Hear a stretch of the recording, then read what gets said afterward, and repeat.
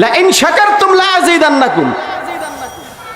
ভাইরা আমার, আল্লাহ তাআলা মানুষদেরকে টার্গেট করে বলে দিলেন, হে আমার বান্দা বান্দীগণ, আমি তোমাদেরকে যে নিয়ামত দান করলাম, তোমরা যদি আমার সেই নিয়ামতের শুকরিয়া আদায় করতে পারো, আমি আল্লাহ তোমাদেরকে আমার নিয়ামত আরো বেশি করে বাড়িয়ে দেব। বলেন সুবহানাল্লাহ।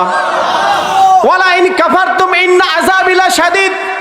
আমার নিয়ামত পাওয়ার পরেও তোমরা যারা আমার নিয়ামতকে অস্বীকার করবে, অবজ্ঞা করবে, অবহেলা করবে, তাহলে তোমরা জেনে রাখো আমার শাস্তি বড়ই কঠিন। কথা রাখার আজকে আপনাদের এখানে যে মাহফিলটা হচ্ছে, এইটা কিন্তু আপনাদের জন্য বিশাল একটা নিয়ামত। জোরে বলেন ঠিক কিনা?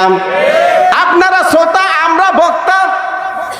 আল্লাহ তাআলার নবী জনাবে মুহাম্মদ রাসূলুল্লাহ সাল্লাল্লাহু আলাইহি ওয়াসাল্লামের হাদিস অনুযায়ী এটা কিন্তু জান্নাতের বাগিচা। জোরে বলেন ঠিক কিনা? এই জান্নাতের বাগিচায় কিন্তু আপনারা, আমি বক্তার আগে প্রবেশ করছেন। আমি বক্তার আগে আপনারা আইছেন না? তাহলে জান্নাতে শ্রোতা আগে না বক্তা আগে? শ্রোতা আগে। আমি বক্তা আইছি 2-3 মিনিট 5 মিনিট হয়েছে, ঠিক না? আমার আগে আমার যে ভাইয়ের আলোচনা করে গেলেন, তারাও কিন্তু আপনাদের পড়াইছে। তাহলে জান্নাতে ঢুকছে কার আগে, শ্রোতা না বক্তা? তাহলে